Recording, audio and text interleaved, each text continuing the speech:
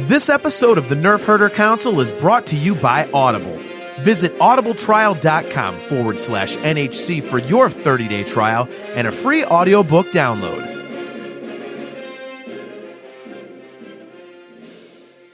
Hi, this is Joseph Williams, son of John Williams, and you are watching the Nerf Herder Council. Why, you stuck-up, half-witted, scruffy-looking Nerf herder! You can't use that word! Only we can use that word!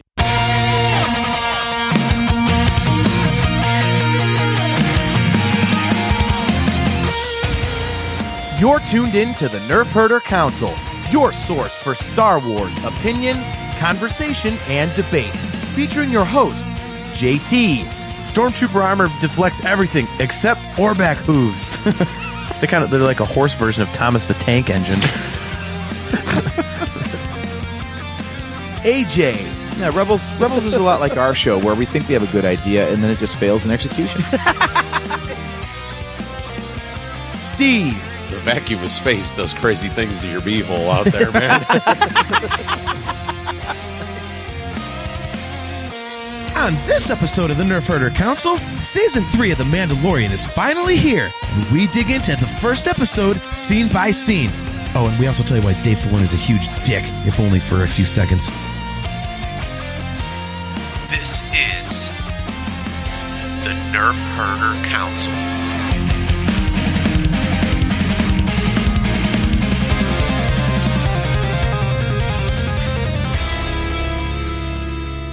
What is up, everybody? Welcome to another episode of the Nerf Herder Council. I am your host, JT. We are live on Facebook and YouTube. We are live at those two locations every other Wednesday at 8:15 p.m. Eastern Standard Time. If you are watching on YouTube, do not forget to click that like button and click that subscribe button and smash that notification bell so that you are notified every time we go live. We are brought to you by Audible. Go to audibletrial.com/NHC for your 30-day trial and a free audiobook download. And if you would like to get customizable Nerf Herder Council swag, just go to shop.nerfherdercouncil.com. And don't forget, if you'd like to catch audio replays of the show, just Google Nerf Herder Council podcast. Bring on my very good friend and co-host, AJ. It's good to see you, man. Great to see you too, brother. So let's hope my internet is actually working now, since my sound was trashed before we got on here. So, Right. Just let me know if it wonks up again. So obviously tonight we are going to be talking about episode 1 of season 3 of The Mandalorian, which just dropped today. So before we get to that, two quick things. Number one, this show is going to have spoilers. So if you have not watched the episode, you might want to turn it off. So, we're going to spoil everything. So full disclosure there. But, Whoa, let me stop you right there, dude. We don't have the audience to tell anybody to stop watching us. So we could try to be polite. We could try to be polite. Speaking of being polite, we do have something we'd like to talk about real quick, relating to a very good friend of ours. So I'll let you take this one away. So. Yeah, anyone who's watching us on YouTube, you can see in the comments section, we've got Discuss Metal Joe in there. And that's a good friend of ours. He's got a couple podcasts. He's been on a couple WTF Fridays with me and whatnot. It's our buddy Joseph Wren. Unfortunately, his grandfather, after a protracted battle with his own health, finally left us recently over the last day or two. So just want to give a shout out to Joe and his family and say our heart goes out to you guys. It's never easy losing a loved one. Apparently his drink of choice was bourbon with a little bit of water. So I've got some cask strength Maker's Mark, and that's what I'll be drinking throughout the evening here. Just pour one out for the legend.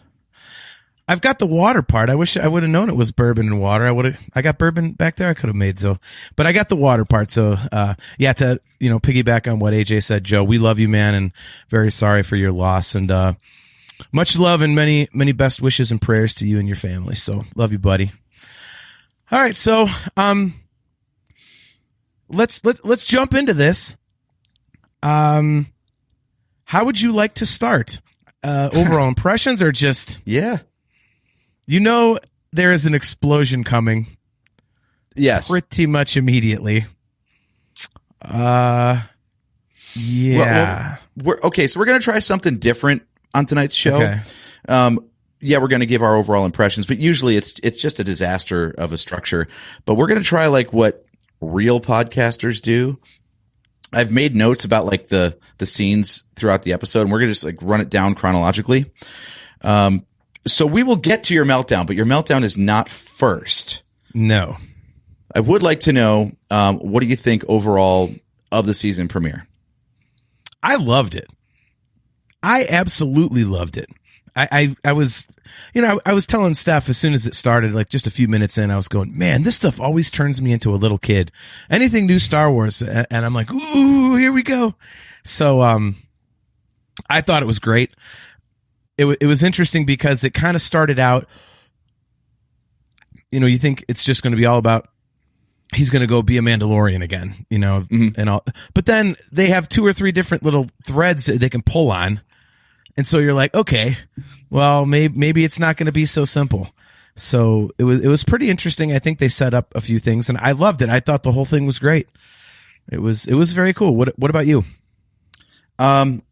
I was kind of surprised at how easily and neatly they were able to wrap up 2 seasons of television to get everybody caught up to where this episode picks up. Like it was like 30 seconds tops of like, here's a clip from the first episode ever, and here's a clip from like the last episode of the first season, and here's a clip from the middle of season 2, and we're in. Like, yeah. Was all that other shit necessary? Right. How did I just watch for 16 like, episodes? I enjoyed the hell out of like 16 episodes, but they condensed it down to like 25 or 30 seconds. I was like, what the hell? Yeah. It's amazing. Right. Yeah. It was, but it just goes to show the strength of the storytelling. And, once again, I sat there on my couch and I said out loud, not even to myself, I was like, man, I still can't believe how they got the writing of the story so wrong with the sequel trilogy when they obviously can do it so right with everything else. I mean, I love the sequel trilogy. I'm a fan of those movies, but man, oh man. I mean, woof, jeez. Yeah. I mean, our cousin's bringing something up in the chat that I will get to, but this is cause we will get to that because I said the exact same thing. I said the exact same thing. Like, what character? One sentence. She gone. Yep. That was great. So, all right. So you're kind of leading this parade. So why don't we get this underway, and I will let you take the lead here. Yeah. All right. So we start with a scene on a beach. We don't know what planet, right? So we've got all the Mandalorians collected, which, by the way, were you kind of surprised to see like how well set up they were for being in a beach cave? Like the armorer's got her forge, and there's tons of Mandalorians there. Like I thought they were all pretty much wiped out at this point. Like once the culvert was exposed in season 1, I thought they were scattered and done, right? Like that's the way we found them in Book of Boba Fett in that little interlude of 2 Mandalorian episodes that we had, right? Like it's just like her and the Vizsla dude, Jon Favreau's character. Oh yeah. Just like hanging out on a space station. Like that's all that's left. And now they've got like 40 people over here, and we're going to put a kid in the club now. And like, wow, okay. They're doing better. There's so few of them that was actually the Mandalorian mercs. That was a cosplay hangout. It's just a bunch of fanboys. It is. It was Favreau's guy and the armorer, and then a bunch of Mando mercs. That's why everything was so colorful. It was all fan armor. That's why they couldn't do any damage to the giant alligator thing. Right. It was all bullshit fake weapons. Didn't you notice the orange tips on all the I was going to say, did they have to like Photoshop out all the like the orange zip ties on the blasters and stuff? They missed a couple, and there's like celebration lanyards flopping around. I was just gonna say, yeah, damn it, we left a lanyard in there. Where's the mashup meetup? Shut up, we're supposed to be filming. Oh, come on, that guy doesn't even have a chest plate. He's wearing a Dexter's Cafe shirt. It was just a celebration hangout, and they filmed it, stuck it at the beginning of the episode. Right. Nice. Yeah, so apparently there's more, and I guess what I kind of gathered from that is that they're kind of congregating, like, they're all spread out like Mando is himself, like, Din Djarin, and they kind of are coming together, I would say. That's kind of the way that I read it. I mean, it is kind of weird. They go from like 3 people to a bunch, but there has to be more than what we saw in the previous season. So that didn't really surprise me. Honestly, it surprised me that it was more colorful than I thought it would be. That was kind of Mandalorian Merc-ish. And I know that in Clone Wars, they've got a lot of varying colors on them and stuff, but that was a lot more than I kind of expected, because there was a lot of the blues and grays in season 2. So, but yeah, I thought it was really cool. I really enjoyed it. It was, anytime you see Mandos, it's cool. It's the armor's great. So I loved it. Yeah. The other thing that struck me is that like everyone was really colorful. Yeah. But also not scarred up at all. Like these people have not seen action from what it looks like.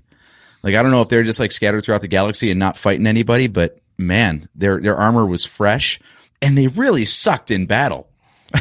Like, damn, dude, they were getting their asses kicked. These are supposed to be like great warriors of the galaxy, like the Klingons of Star Wars, but they were just getting shredded, man. Well, were you surprised by that? Not really, because, I mean, getting into it, I mean, that like the giant alligator thing comes out of the water. I mean, geez, oh man. Here it comes. Tommy, we are getting to that in a minute. Don't worry. Oh, it's coming. It's coming. Believe me. What you all came to see is coming shortly. But yeah, I wasn't surprised, because I literally said out loud, I'm like, they got shitty weapons for fighting something like this. Mm-hmm. And, so I thought it was cool when they went and they did, the explosives on the back. I'm like, okay, that's something. But, I mean, it was cool. But again, they're known for being bounty hunters, not, slayers of gigantic creatures. So their weaponry is more suited for like a one-on-one battle with something they're close to their own size, Yeah, I mean, basically what it showed was that they have no strategy. They just have really good weapons. And when their weapons aren't suited to the task, they're kind of fucked. Yeah. It was really funny, actually. I'm like, these guys are pretty terrible. They're supposed to be fearsome warriors, and they are getting thrashed. It was like not even a fight. I was waiting for one of them to get like stepped on in the water. Yeah. I thought that would have been kind of cool, Just have one of them get like the same. Just completely get smushed. It would have been awesome if it was the little kid that was like getting, he's getting sworn in as a Mando, and the first thing that happens is he narrowly avoids being eaten, and then he's in the water like, oh, whew, and just gets stuffed into the mud by like this giant alligator thing. By the way, is it against the Mando creed to just leave the beach? I was just going to bring that up. Like, how about run back into the cave? Yeah. It's not like the thing's going to chase you, and if it does, it'll get bored and go back in the water. Like, plus, why the hell are you like baptizing these kids in water that has this like 400-foot tall or long crocodile in it? That's a really dumb place to do it. Well, I mean, you're talking about a creed. Basically, what they were doing? They were basically just holding a baptism in Florida. That was a sewer alligator gone awry. That's it. Yeah, I was like, hey, you know what? We're going to baptize this kid. Should we do it here in the church? Nah, let's do it in the pond over there. Right. Like, okay. Look at our cousin. The ceremony wasn't finished. That kid isn't a Mandalorian. This is the way. That's right. Actually, he never swore to take off his helmet. He got interrupted. So yeah. Well, that's what I was going to say. Of course, if I was that kid, then I'd be like, fuck it, I'm out. Yeah, I'm leaving. Yeah, but I mean, like, it's like this is not a very smart bunch of people in certain ways. Like, okay, if you take your helmet off, you can't be one of us. Okay, what if you got to puke? Like, what are you just going to, like, what, how do you clean that out? Like, if you're a Mandalorian and you can't take off your helmet, like, what if you get, like, okay, you can't have brush your teeth. Yeah, exactly. What kind of breath do they have? Wouldn't that be great? Like, yeah, our cousin they have to they drink all smoothies. They drink all smoothies, but, yeah, so, I mean, to keep things moving here. Yeah, I thought it was cool. Like, having a giant beast to fight right off the bat was really cool. And then, of course, Din Djarin comes flying in. And that was right when I was like, they need better weapons than this. And then here comes Din Djarin. I was like, oh, hell yeah. Like, at first I thought it might have been a flashback of some kind. Yeah, that's what I thought. I thought for a second it was like, is this Din being indoctrinated in flashback? Yeah. But, clearly not. But, two more things I noticed in the scene. First, the armorer was always going after protecting people. So like as much as she was the asshole who told Din, like, you're out. You took your helmet off. She never really like fought anything. She was like going to save her comrades. So she's apparently like not the asshole we thought she was to a degree. And the other thing, it's nice that this season already got its let's kill a giant beast quota out of the way. Cause yeah, right. Like in the first season we had one, we had, we had the Mudhorn. The Mudhorn was in the first season, and then we had the Crate Dragon in the second season. Yep. And now we got this giant ass crocodile or whatever the hell it was. So all right, we're good. Right. Apparently they're savages, man. They just love murdering giant animals.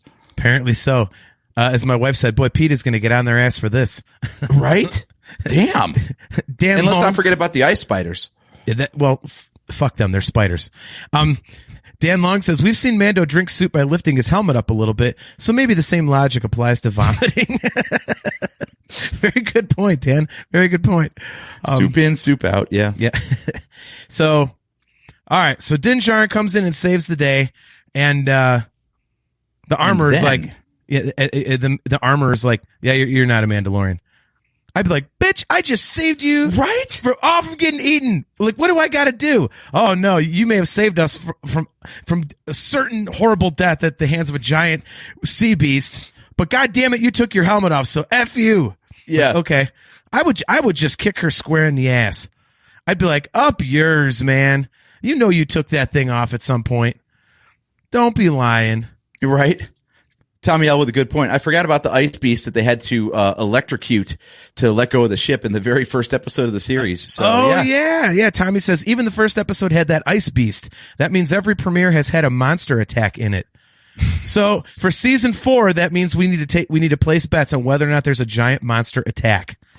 Well, maybe if you're lucky, you specifically, the next giant beast to be killed will be the one that was spotted in hyperspace as they're flying away. Is that you want next? to take this one? You want me to just go solo? You go solo Yes. on this one. I'll just bow out for a second here. Fuck those goddamn Purgles! I can't fucking believe those fucking things were in goddamn live action. I saw that and I was like, Dave Filoni, fuck you. Fuck you up your ass. Fuck you for putting those stupid things in space. Don't even fucking think about bringing those things into an actual episode and making them do something except fucking explode on the screen and fucking explode out of existence in the Star Wars universe. Because those universe, what the fuck? He's rolling. Anyway, the fucking Purgles suck, and I can't believe they did that. That was horrible. As soon as I saw those, I went, oh, no. Then they had to show like 7 of the goddamn things. I'm like, I swear to God, if they bring these fuckers in, oh, I hate them. Oh, it's even worse they brought it in. It's a horrible idea. Let it go. Space whales suck, and you suck too, Dave Filoni. The rest of the episode was awesome. And we're back. You good, John? Is your blood pressure coming down? I hate those things. Do you need a cookie? It's like he put him in the background because he knows that people think they're dumb. And he's like, but I really like them. Here's the Purgles. Fuck off. They're terrible. It's a horrible shit idea. It's a whale in space, you moron. The hell is that? The hell is that? A goddamn animal that goes through hyperspace? Bullshit. Joe, he's gonna send arsenic to your house, man. You're getting a bag of anthrax. I swear to God. Joe says soon we'll find out Skywalker rode the whales. I'm done. Oh, I can't handle it. No. And then our cousin, I want a live action Bendu. That one I would be really pissed off at, but I don't hate it as much as the Purgles. That was just absolutely shit awful. As soon as I saw that, oh my God, I was like, why am I not live streaming this? Like that would be a reaction video for the ages. Steph is like, what the hell are you yelling about? What? I'm like, the space whales. She goes, are those things in the back? I said, yes. By the way, in his new house, he's watching in the basement and she's upstairs hearing this. I was watching in the big, because Steph likes Mando. So we were watching on the big television upstairs, which means she didn't have the entire floor, buffering. It was me just hollering about 5 feet to her right. But that was terrible. I mean, honestly, if that had not been in there, this episode might be considered perfect in my book. But it's like showing that, like, jeez. Our buddy Chris Mock chiming in. Mocktails from the cantina. You almost just got a spoiler because I just went on a rant about something so goddamn stupid, and you might not even get it because you don't like the animated stuff. So, since you're not an animation guy, you might not know of the thing that I hate the most in Star Wars, and it fucking appeared in this episode. And thankfully, it was just a little, hey, remember these? So, but anyways, buddy, if you don't want spoilers, we're about to keep spoiling shit. So, like, don't. Yeah, exactly. Nice to see you. Bye. Yep, you rock too, Chris. Man, great to see you, brother. Appreciate you. Something I did want to bring up, though, my little tinfoil hat conspiracy theory with the Purgles, entirely unnecessary to this episode, right? Yeah. So unnecessary to Star Wars. Basically, what this confirms is that we are getting a Rebels follow-up, I think. Because why would they even bother to introduce a live-action audience to Purgles if they weren't trying to prep them for the idea of Thrawn got carried off by space whales in a cartoon? Can we just address that for a quick second? Fucking Han Solo. Jumping to hyperspace ain't like dust and crops, boy. You got to put all this crap in the computer. No, but a goddamn sperm whale can just hop around the galaxy in hyperspace without a problem. Fuck you. Oh, God. Why didn't somebody at that writing table go, Dave, what is your problem? And I'm sorry for all the F-bombs. We try not to do that bad. But why didn't somebody go, up your ass, Filoni? That is the dumbest thing I have ever heard. Seriously, what happens when the whales take a shit in hyperspace? What happens to that? It travels at light speed. It comes out of hyperspace somewhere and hits a planet. It's light speed whale shit.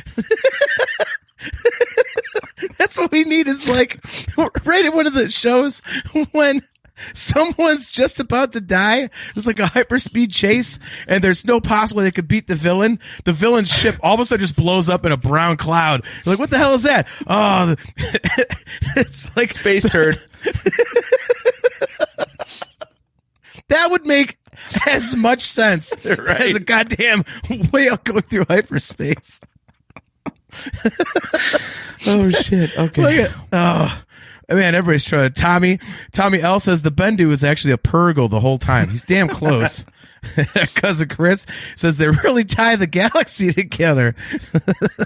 And then Dan Long, it's like bird migration versus GPS.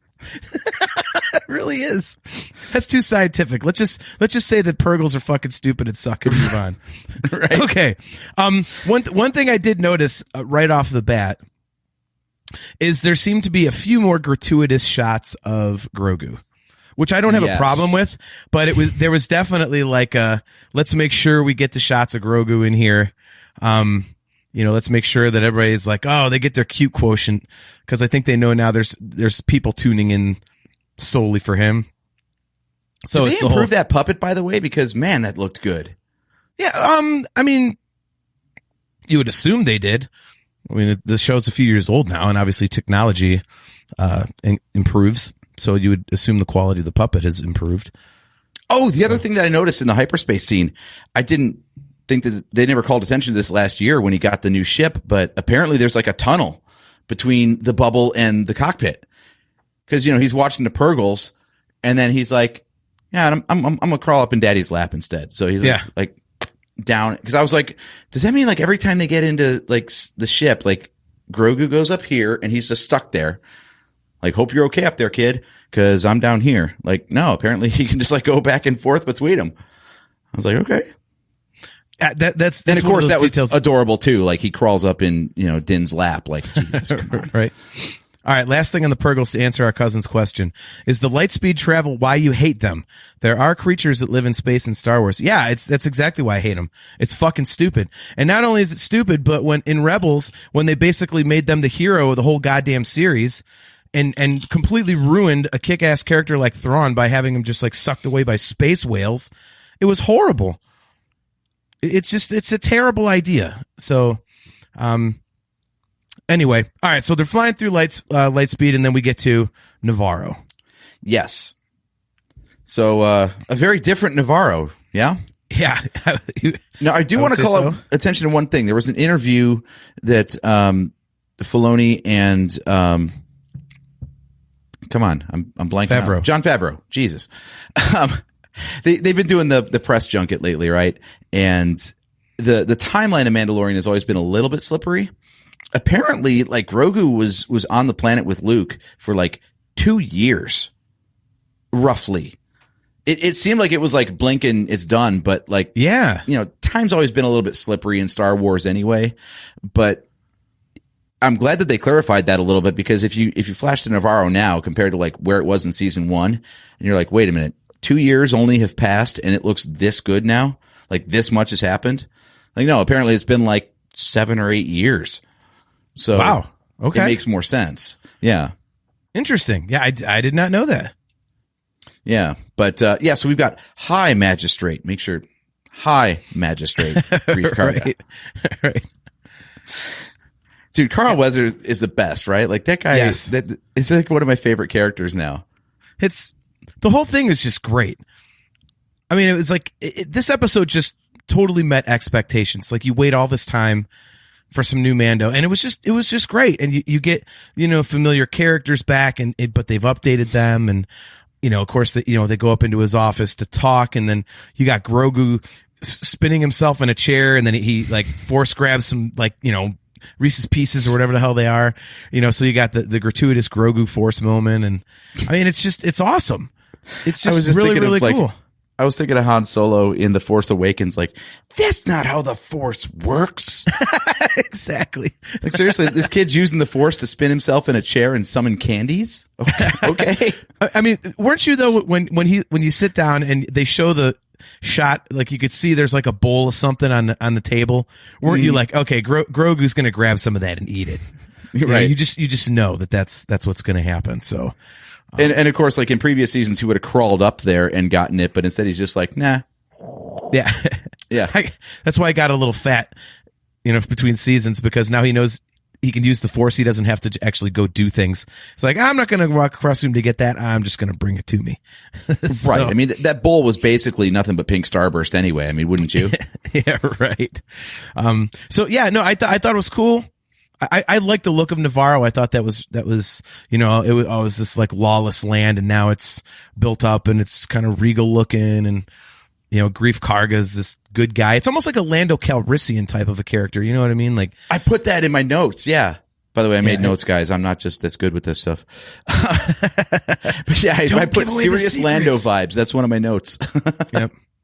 But cape droid, he had friggin' droids for his cape. That was amazing. I'm like, you can't get any more like bougie than that. I just wondered when he got to the space pirates, after they were up in his office and it started getting a little tense. Like, what's going to happen if he has to whip his cape? Are the droids going to go flying? Like, did they let go, or do they just go, he goes to whip his gun out and you see in the background droids just shooting over his shoulder or something. Mm-hmm. Like, what happens there? But I want a season 3 Grief Karga Black series now with, appropriately scaled cape droids. Oh, they'll do that. They have a Black series for everything. Seriously. Yeah. That'll be outstanding. We should make our own Black series for hyperspace whale shit. I'll just go out and get it from the backyard, man. Ace is already manufacturing that stuff daily. That'd be awesome. Anyways, so we go outside in space. So we get the info dump first off, just saying like how great, Navarro's going, right? Yep. Which is cool. And of course, Mando has to catch Grief Karga up on, why Grogu's even there. And the fact that his name is even Grogu. I love that they like kept that through line to realize that just because the audience has been paying attention, Grief Karga has no idea what's been going on in Mando's life. Well, you know what I kind of took that as? I kind of took that as like a little fan nod where so many people like, you'll be like, it's Grogu. And people like, it's Baby Yoda. Mm-hmm. I thought that was kind of like his name is Grogu. It's like Grief Karga's like, yeah, whatever. Like, doesn't matter. Joe, it's not happening. Dan Long. Do his droids have to help lift his robes up when using the bathroom? Right. Maybe they got little jetpacks so they can lift it up when he's got to take a dump. So they're like floating in the air, and then he wipes and then sits back down and stands up and they float back down. Maybe there's a lot of scat in this episode. What are we doing? Well, there's a lot of scat in the chat room. Okay, we only brought it up once. That's true. That's true. Yeah. So man. So you were saying we got the pirates next. Yes. And that was kind of cool. Where they come back and they're like, "This is a school." And this is where I wonder, like, were we not paying enough attention? If we were super fanboys, would we recognize that facade as a bar from season 1? Well, that was, I mean, when they said it, I recognized what they were going with. But I mean, immediately off the bat, I didn't. I did recognize, the one guy is like, the pirates that were, the super baddies or whatever. But, the actual location I didn't until they said something. So, all right, Tommy here in the YouTube chat says that the background is way different. Quit clicking buttons when I'm clicking them, JT. Damn it! I bring up comments. Who's running this thing anyway? Yeah. Who designed this place? Right. It says hell no. Background way different. Yeah. Okay, so it's just another random place in Navarro, apparently. Well, apparently which is fine. Like, it didn't have to be a callback. But I think it was. I think that was like that bar where they were hanging out all the time. Ooh, what if it was the bar? Wait. Okay, now I've got to remember season 1. The bar that they ended up holding up in at the end.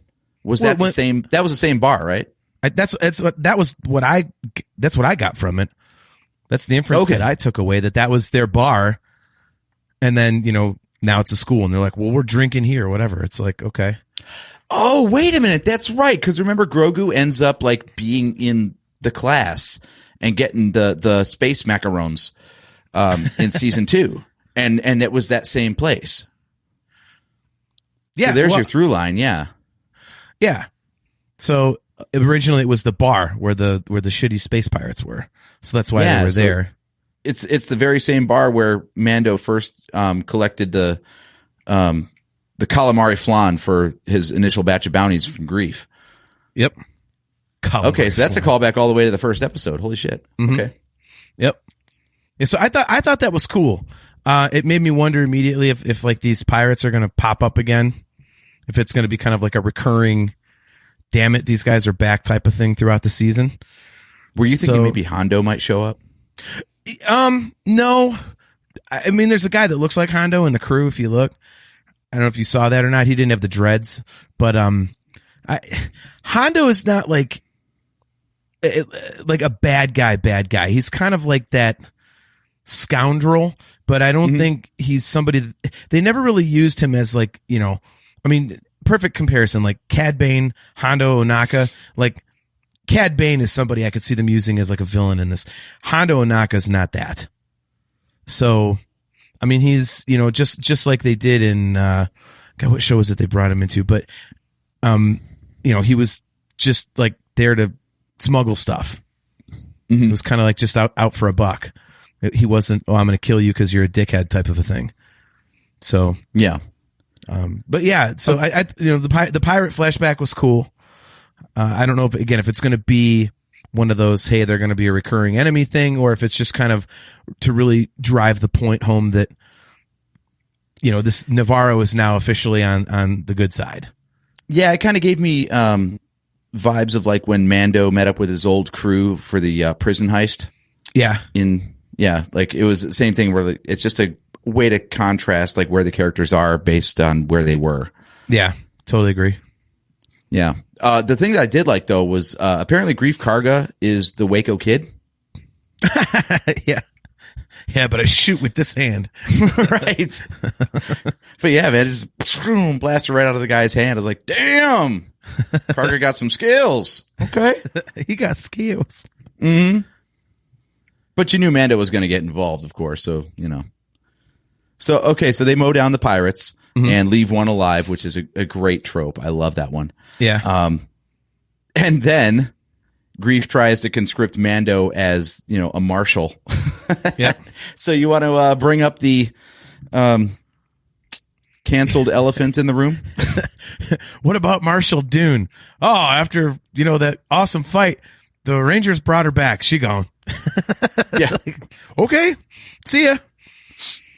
I have to admit I was kind of hoping like they would have brought her back and not like no one knew. So I was like, what about Marshall Dune? Oh, she needs a helper. Here comes Gina Carano back into the picture. Like, oh man, the internet's going to be awesome. Cancel culture just got shit on. Right. Like, but, what do you even do with that character at this point? Do you recast or just leave it alone? That's an interesting question. I think it was a cool enough character to recast,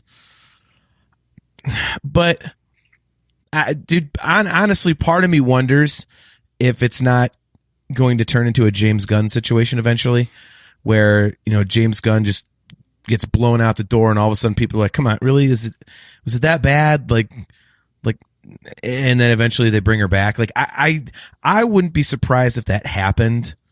I'm not saying it will. I'm not saying I want it to. I really don't care either way.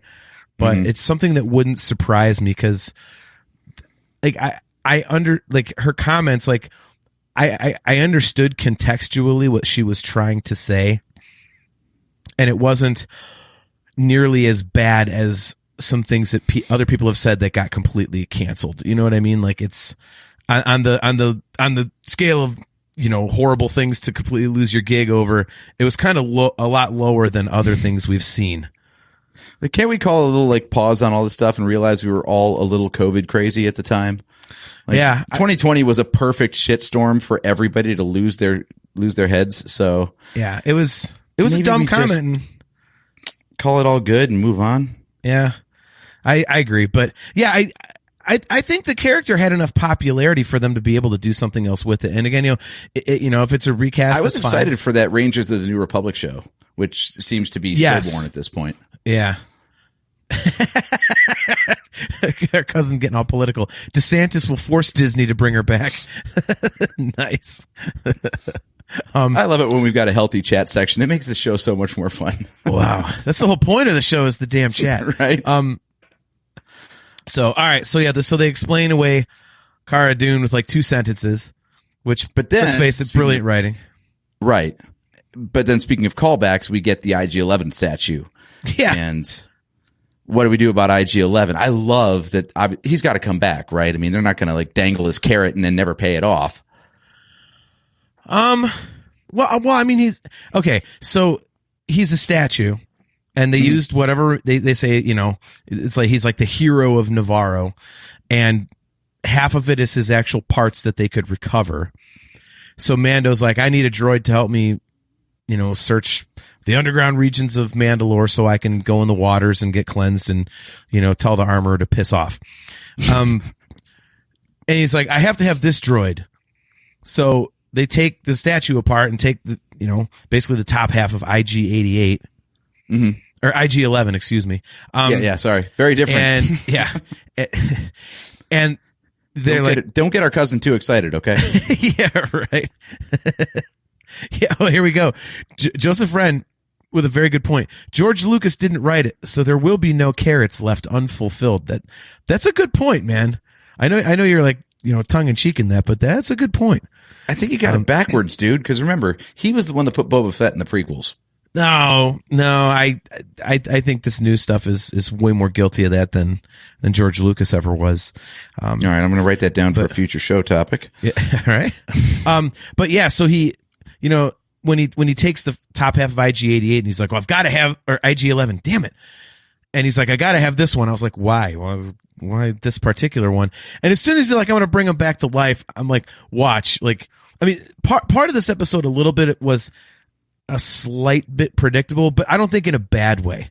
It was kind of like, okay, cool. Like, because as soon as he started futzing with the power and everything, I'm going, okay, but what if, because his nurse droid tendencies were caused by some glitch.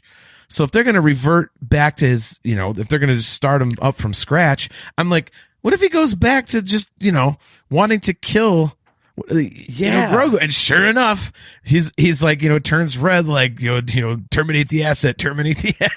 So I love that detail though.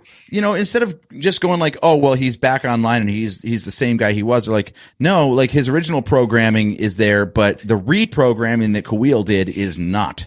Yeah. And by the way, creepy as hell, right? Like, it gave me serious Terminator vibes. The way he was just like an upper torso, just crawling and had like no cares about anything besides killing the shit out of Grogu. Well, and they had like the bottom part of it had like the toss and the Grogu toss. Yeah, the Grogu that? toss was good. Yep. Grief, take him. Yeah, and then and then you also had like the bottom half of IG-8 had like the spine sticking out. It looked so human, like it was like this robot spine. I was like, yeah, it was. I mean, just super well done all the way around. The only thing that I didn't really like was the fact that Din Djarin's the one that can protect him the best. He's like, here, Grief, you hold him. It's like, you just made him a target. Like, what are you doing? But then, of course, the droid just pushes the statue of Grief Karga over and smashes his head. And then we get the one lone eye roll groan of a joke. Oh, that's God, using your head. Like, that was, okay, look, it's no episode 2 C-3PO in the Geonosian arena. Okay. I mean, we've had like bad puns before. That's not the worst we've seen. I know. It's just, shot. I would have loved it to be like, if just do the hot tub time machine where they like break the fourth wall, where he goes, Right. that's losing your head. And Grief Karga turns and looks in the camera, is like, just that long, really stare. Yeah. So we got some. Yeah. I love that. Put him in the Sarlacc pit, says Joe. But apparently we've got a convert here because our cousin says IG-11 is better than 88. Yeah, The IG-88 stand is now all about IG-11. Yeah. There we go. This is a good one from Tommy. He says, maybe the arc will be that Din has grown enough to where he will be the one to teach IG-11 how to be a caregiver again. Ooh, I like that. Okay. The note I made was just like, what a turnaround, right? This is the guy who started out the series saying no droids, didn't even want a droid Uber. And, now he's coming back and being like, hey, that droid that blew up, I need him rebuilt. Yeah. I wondered, like, shenanigans is hers. Pink starburst. Nice. Well, someone's on board with your candy joke. There we go. So question for you. Mm-hmm.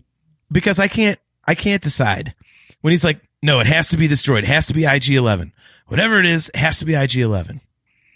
Like, I don't know how I feel about that. Like, no other droid could do this job and like still protect Grogu, like, or is it really, IG-11 has to be like, where do you stand? I don't know quite how to feel about that. Without getting too metaphysical about it, as far as like, does he need the programming of IG-11 or does he need the body of all that stuff? Where does the soul of the droid end? That kind of crap. I took it as he still doesn't trust droids, but this one has won him over and earned his trust and respect. Okay. All right. No, you know what? I like that better than the other two. He can only trust one. I like that. But this whole thing of like, I need all the parts of IG-11. Like, couldn't you just like put the guts or the programming, the CPU of IG-11 in another body that isn't blown up? we overthink this shit so much, man. Well, I thought about like, yeah, kind of like L3 and the Falcon. I was going to say, yeah. But hey, we're a Star Wars podcast. We're supposed to obsess over this shit. True. But yeah, I was thinking like, okay, so you could put like just the consciousness. God. They actually called it a consciousness of L3 into the Falcon's computer. But in Mando's case, he's like, no, I need this guy's arm. I need his legs. I need his head. Like, you really don't. Like, that's not the part that you need. I need your clothes, your boots, and your motorcycle. Yeah. So, all right. So, yeah. So IG-11 comes back and he's terminate the asset. And they got to, smash him. So IG-11's out of the picture. And then we get to your favorite scene, though. because that's not all that happens regarding IG-11. We get the extended scene that we saw in the season 3 trailer. Tell me how happy that made you. Tell me how happy that made Steph to see a whole room full of Babu Fricks. She knew right away because when they said Droid Smith, I turned and looked at her. She goes, "The Babu Fricks. It's the Babu Fricks." Because I told her there's a whole room of Babu Fricks. And when they were talking, they did such a great job mixing like the alien speak with the actual English that you could understand. Because when it's like, I don't understand you, and a few things you could understand, a few things you couldn't. when he's like, "Buy new droid, this one poodoo," like that's phenomenal. I mean, oh my God! And the one thing that I find hilarious is that before I go here, our cousin totes adorbs, right? So I'm totally fine with the puppets. Okay. I don't personally have a problem with them, but it struck me how obvious it was that they were mechanized puppets. So they're like kind of, it's a small world after all, and people will look at that and go, "That's way better than CG." Like, why? Because it's obviously fake. Like, yeah, it's charming, but it's not better. Yeah. It was really confusing. So, but yeah, I love my stick shift car, but I'm not going to say it's a better way to change gears in an automobile. Right. It's just a throwback. Yep. Yeah, but I thought it was awesome, and I love the humor, and like, yeah, it's like cute and everything, and Dude, were you cracking up with Grief Karga like on his hands and knees playing translator? Yes, yes. See, it that's made no damn sense. He's like 10 feet away over there, and he's like, he said, like, dude, I'm right here, and. Yeah. Hi. Yeah, I mean, well, that's the thing. Like, that's what I was saying at the beginning. Like, this episode to me is like basically perfect outside of the damn Purgles, because it has all the really cool Star Wars shit that you want, but it's also got, it runs right up to that line of potentially cheesy, but doesn't go over it. I mean, there's humorous aspects of it. I mean, they pretty much smashed a ton of, OG Star Wars into this.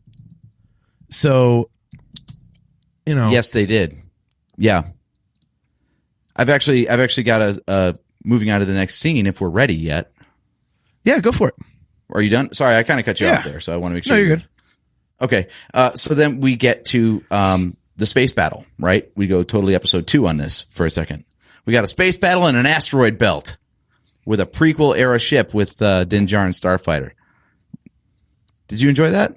Like, it's kind of funny to see like, how it presents differently when it's, early 2000s CG versus the volume and set. Yeah. Set, meaning a cockpit. See, I don't notice the volume like you do, but then again, I'm not looking for it. And even if I saw it, I wouldn't care because it's so goddamn cool, like everything I'm seeing. I definitely got Attack of the Clones vibes from that thing. I mean, it's obvious to get that, but it was kind of like, what if that scene was on steroids? Here's what you get: minus seismic charges. So it was just kind of funny. Like, he's like, okay, he's got 3 pirates on him. That's nothing. Well, then he turns a corner and there's like 6 more of them. And, it's okay. So now he's got like 9 or 10 of them to blow up. And then when he says like, "Captain, I'm bringing him to you." And then he pulls around the corner of the asteroid, you get this giant pirate ship. Like, oh shit. So that was a cool ship design too, wasn't it? Like, I was looking at that. Yeah. There's some extended universe ship that's called like a dreadnought or something. It's like a Star Destroyer with the giant beak that this ship had on it. And I was like, oh, are they making that a thing? But then I looked at the scale. I'm like, okay, it's smaller. It's not a giant Star Destroyer. Yeah. So our cousin says the Pirate King and his ship were awesome. I hope we see more of both in the future. Yeah, I agree. What was the bad guy in the second Pirates of the Caribbean movie, Barnacle Bill or whatever? What the hell? Davy Jones. Davy Jones, yeah. Steph goes, "Is that Davy Jones in space?" With like the main pirate dude. I was like, wow, okay. So, but I mean, that was kind of cool because it was, I mean, we've never seen an alien like that. So they brought in, they actually brought in a new type of alien. I mean, it was a little weird because it looked like he just had plants stuck to his face. But it was Swamp Thing in clothes. Yes, it kind of was. Yeah, it was one of the retreads from the special edition Return of the Jedi Jabba's Palace. So they hadn't used that one. The guy that looks like he's got like Walmart moss glued to his cheeks. The one thing that I love though, it's a dumb little detail, but the wipe at the end of the scene, like it just like it was such a classic OG George Lucas way to transition out of the scene. I was like, that's how you make it feel like Star Wars. You just have to do the right scene transition, and I'm totally in. That's it. Yep. No, I thought it was cool, man. It was a cool little scene. There was a little bit more of the pirates in here than I would have thought. So again, that's why I wondered, like, okay, are we going to see these characters again? Is this going to be, are they going to team up with somebody to kick ass at, exactly the wrong time for Din Djarin? Like, so it'll be interesting to see where they land, but it was a nice little interlude and cool character, cool ships. I dug it. If I could make a prediction, I'm going to say that they are coming back. One, because they look really cool. Two, this whole show and like all these like interconnected shows don't seem to really throw anything away, right? Like Book of Boba Fett was a whole mashup of like, what the hell is this? What the hell is that? And then you get to the finale and then all those things are a thing, like all at once. So that seems to be the formula, is like you introduce, like, you got 6 episodes to show off new stuff, and then in the last 2, it all comes together. Yeah. No, I totally agree. So, all right. So next scene, Kalevala. We have another, finally, this whole like Mandalore system, Mandalorian Empire. We finally have a planet name outside of Mandalore. I'm like, oh, it's a pretty shitty empire if you only got one planet, right? Yeah. But apparently Kalevala is one. So we got that, and that's apparently where Bo-Katan's been hanging out. But pretty lonesome, it seems, huh? Yeah. At first, I was wondering if it was going to be like a version of Mon Cala, because Kalevala, Mon Cala, and they show a ton of water. So I was like, okay. But then you see the castle, and you're like, no. So I knew who was in there. Hold on. Our cousin. Yeah. I predict the space whales attack the pirate ship. Maybe they could take each other out. Mutually assured destruction. You're exactly. Because you got to remember this one, because I feel like that's going to come back to be true. Can we put that on DraftKings? Can we make a prop bet about that? Shit that happens on Mando is going to be on DraftKings. Right. I want to see Jamie King talking about that. Yeah. So yeah, we get Bo-Katan, she returns immediately. And I am sorry if I'm being ignorant here. When Din Djarin's like, yeah, I got the Darksaber. It's pronounced ignorant, by the way. Sorry, I'm being ignorant. Why am I not remembering that Din Djarin still has the Darksaber? I thought he didn't have it. Am I wrong? She refused to take it. Oh, that's right. It can't just be given. It has to be won in battle. And then they got cut off by the whole Dark Trooper attack.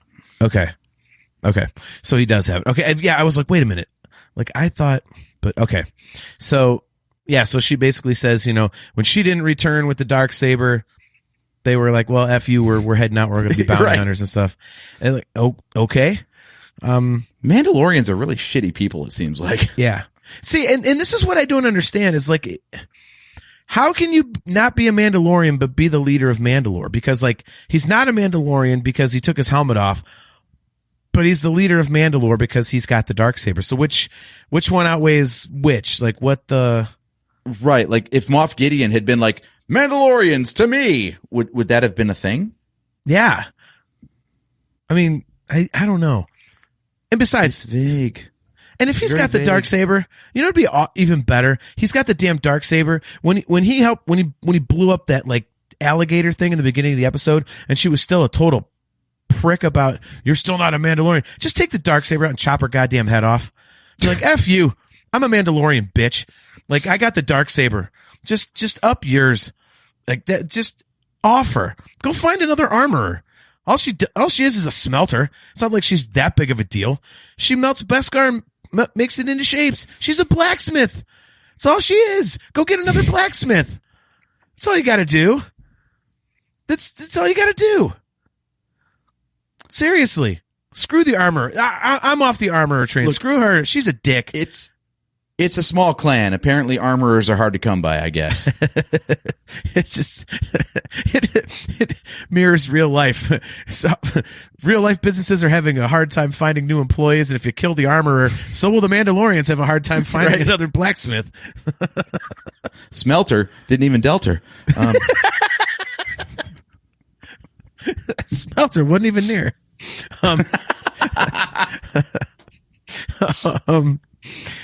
So one other thing I noticed in because it was a little bit of an info dump, just basically catching up on like what Bo-Katan was doing. Yeah. But the one thing I noticed is he asks her directly, like, so you've given up on your goal of retaking Mandalore? And she sidesteps it with another question. Like, she did not answer that. Yeah. So I love this whole thing where, like, she's kind of an ally, but kind of not, because she's a rival, you know? Yeah. Sorry, that's a Clone Wars callback and a bad voice impersonation. But this whole show is like Clone Wars callback, dude. Right. Oh my God. That's the one. Okay. Now can we do a wrap up? Cause that's where the show ends. The show ends with basically she's like, great. You want to go to the friggin' mines here? Here's where you get to the mines. Yeah. But you're going to fail, but sure. There you go. That's also the third thing, is that it's like, you know, he's got to get to the mines of Mandalore. So there's one. Oh, but he's got to get a part for IG-11. There's two. And then getting everybody back together is, you know, to me, a third. It's like, okay, so how is this all going to, you know, come to fruition? And we've still got, you know, Moff Gideon out there basically starting the First Order or whatever. I mean, there's all this different stuff going on. So it'll be interesting to see how they tie it together, especially in just 8 episodes. Mm-hmm.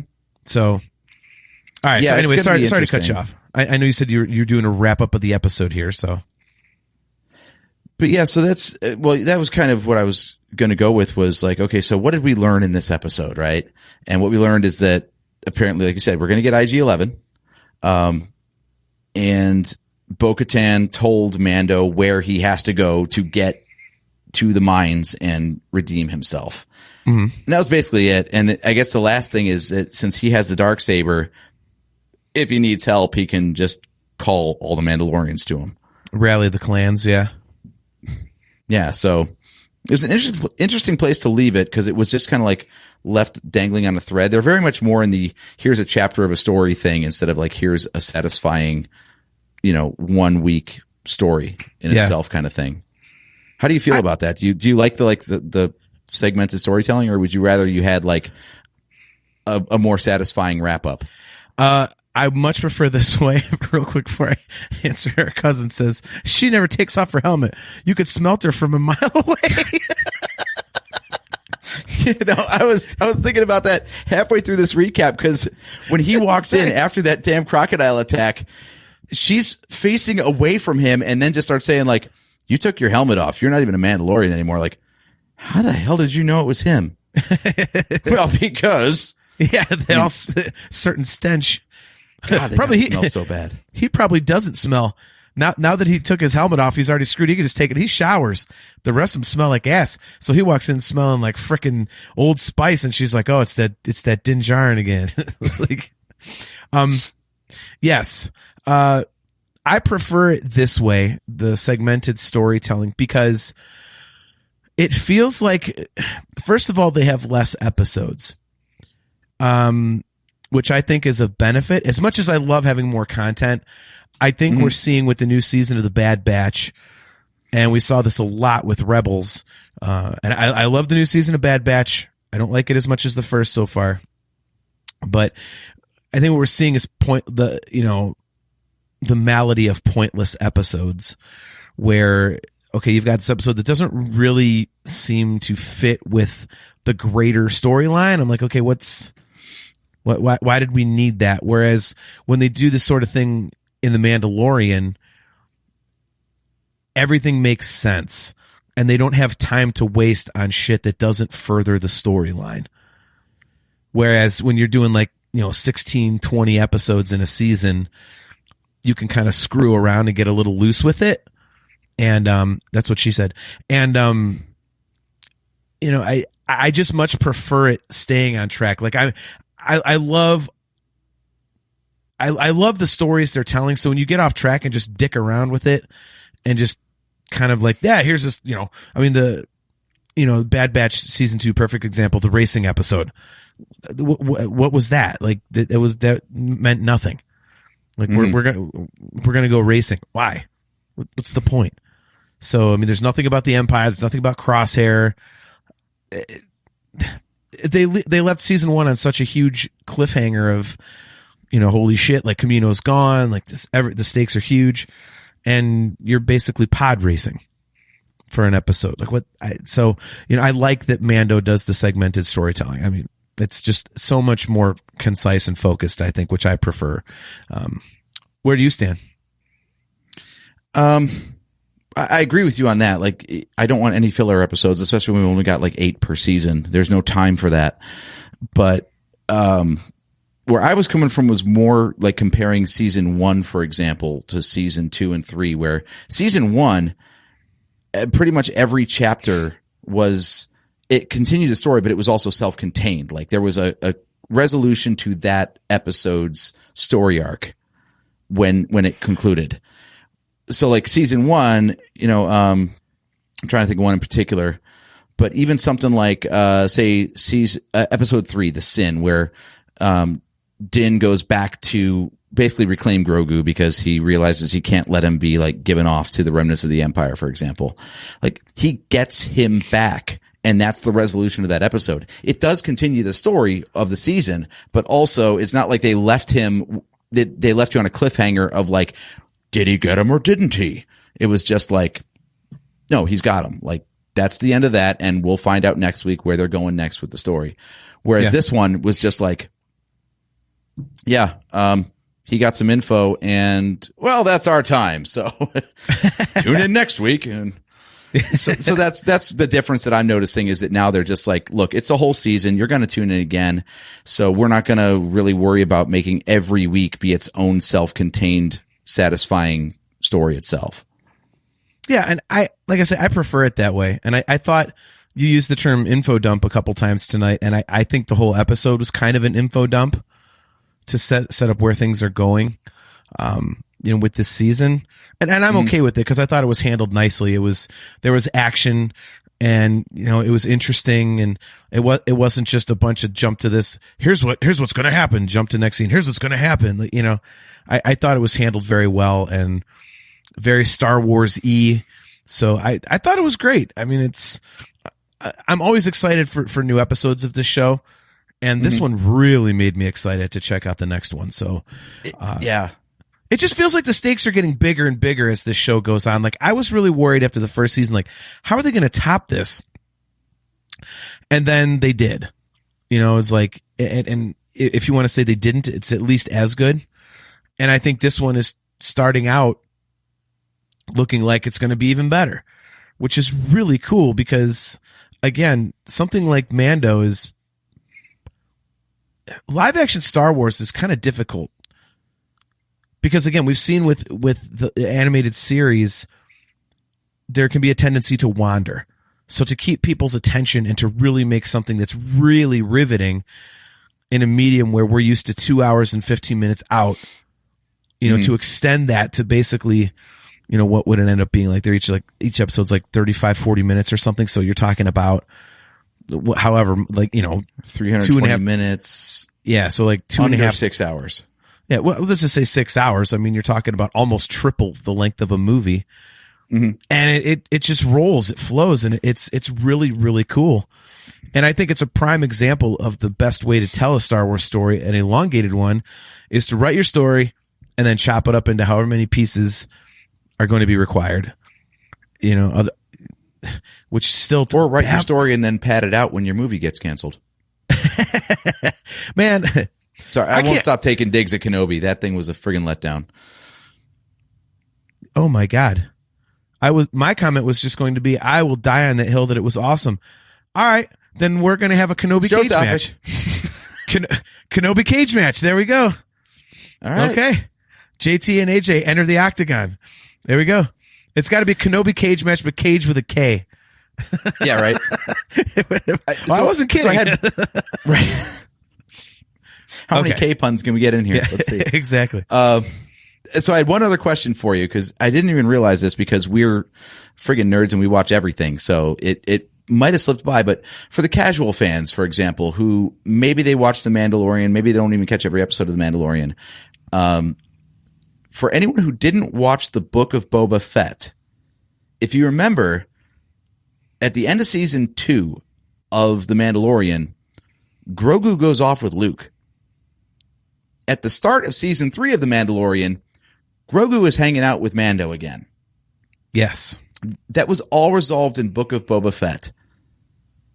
What do you think about that? Because it didn't even occur to me that they basically took a major plot point of this series and resolved it in another series. It's interesting. Is that good corporate synergy to like draw people to other shows, or is that a little sloppy to expect people that they have to go watch this other thing to make sense of it? It makes me question why the Book of Boba Fett was necessary.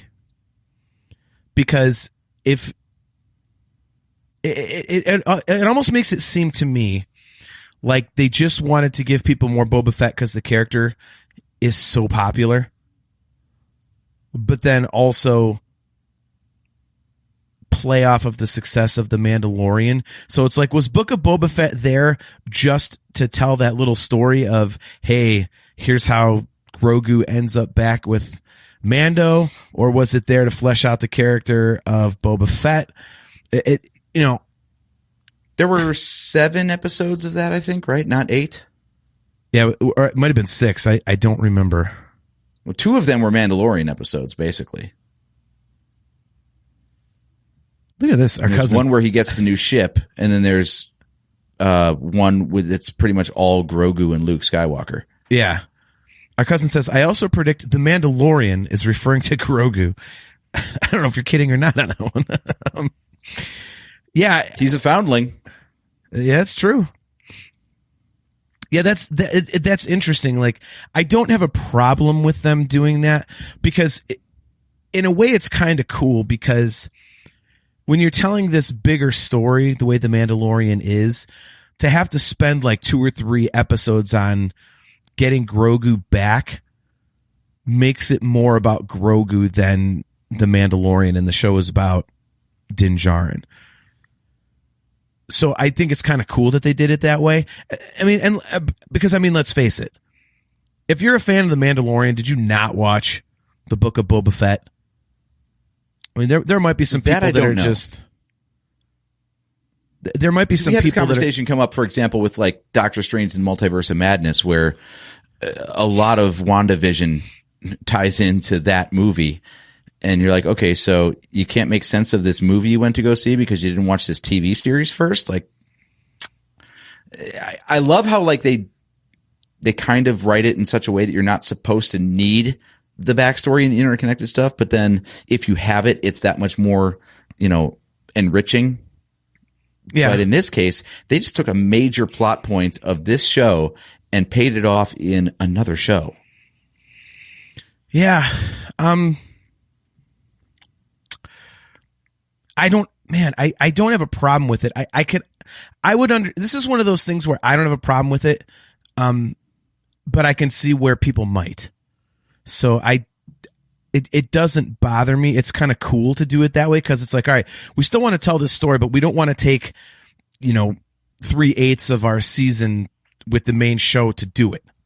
It's not that important, but it does need told. And you can't tell that story in a half hour.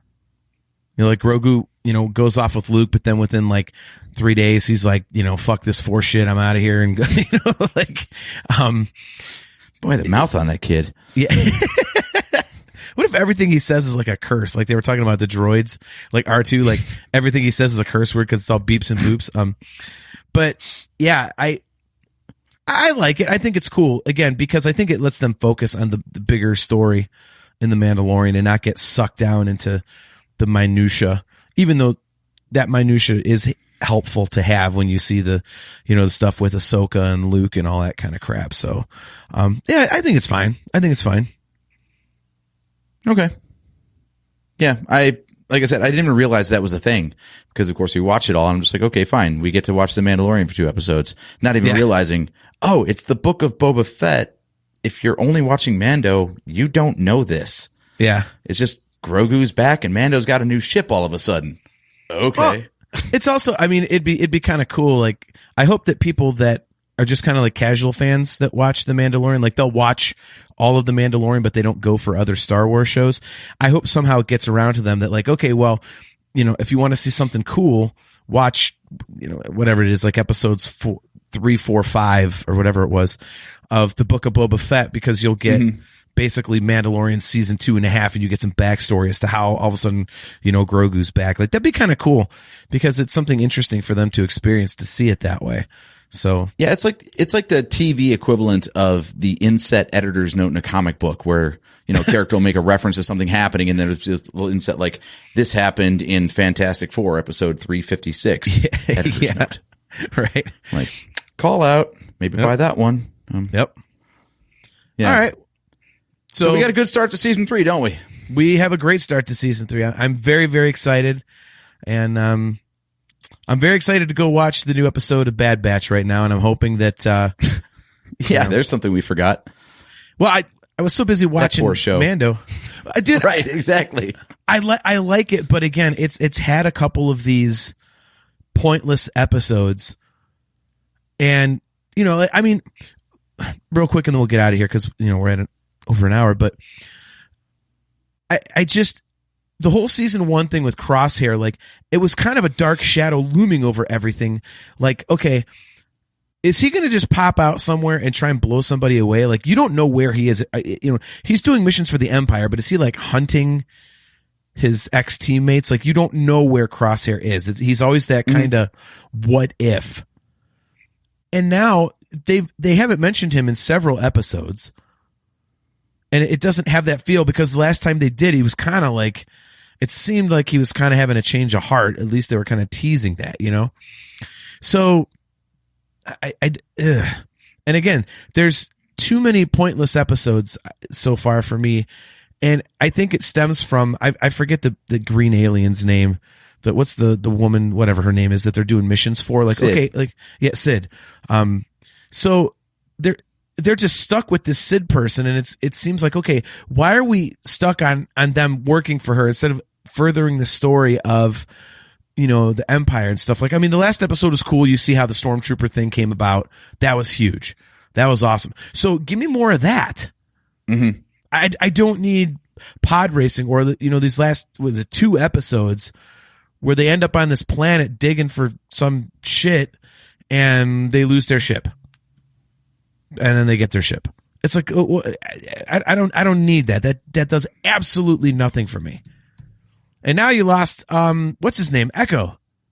Mm-hmm. So now you're down to 3 of the original 5. So it's like, oh, okay. All right. So yeah, like I said, I haven't watched it because, I mean, you got the season premiere of Mando and Bad Batch is in the middle of its season, which if there's nothing else going on, yeah, I love my Bad Batch, but I'd rather watch Mando. Yeah. Let's be honest. Well, at least, Bad Batch has grabbed me, whereas the Clone Wars did not. So at least that's something new. So, yeah. All right. Well, on that note, why don't we close up shop for the evening? Thank you guys all for tuning in. Our good friend Joseph Friend, again, so very sorry for your loss, man.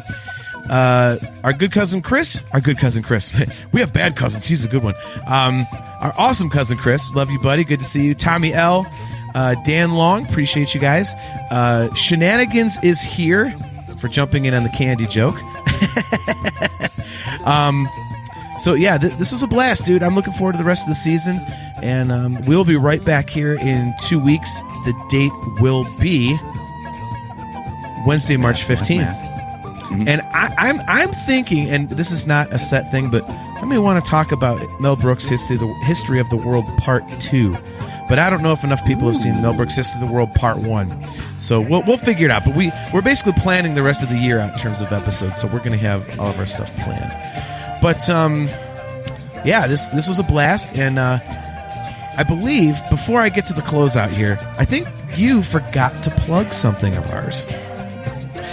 Well, it's a good thing I did because it started out as a disaster. like this show.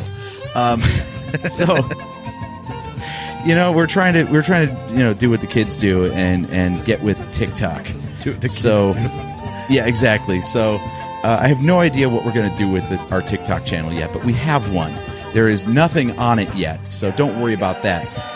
The goal, though, the idea was we could hop on and do some quick live streams there and stuff. Just really oddball stuff. If I'm in a Target and I see a new Star Wars Lego set or something, whatever. But we need 1,000 followers on TikTok before we can live stream. So the idea is you go to TikTok, you go to our watch and listen page on our website, for example, and you get a link over to our TikTok page.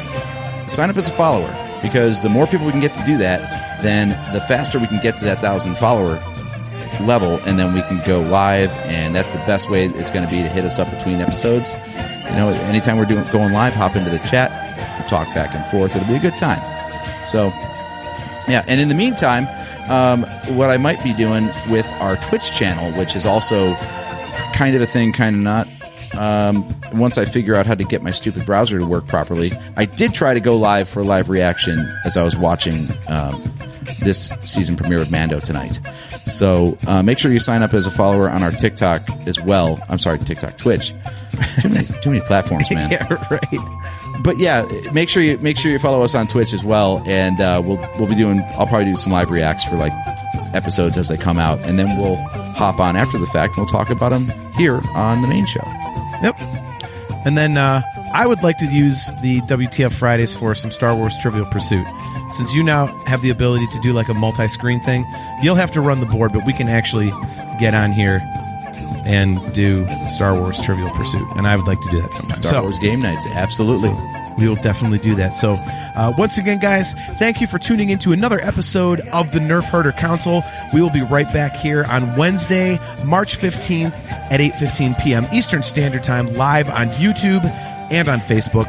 Remember, if you are watching on YouTube, click that like button, click that subscribe button, and smash that notification bell. We are brought to you by Audible. Go to audibletrial.com/NHC. Go there for your 30-day trial and a free audiobook download. And don't forget, you can get customizable Nerf Herder Council swag at shop.nerfherdercouncil.com. So until next time, I am your host, JT, at Dog Pound Jedi. He is AJ. At Drake Adams 579. And we will catch you next time.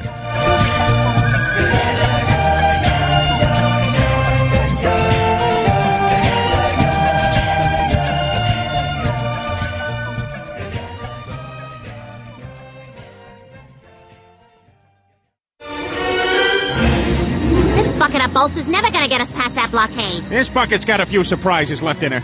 Plus, me and Chewie are on it. Ain't that right, Chewie? Hell yeah, you my Nerf herder. You my Nerf herder.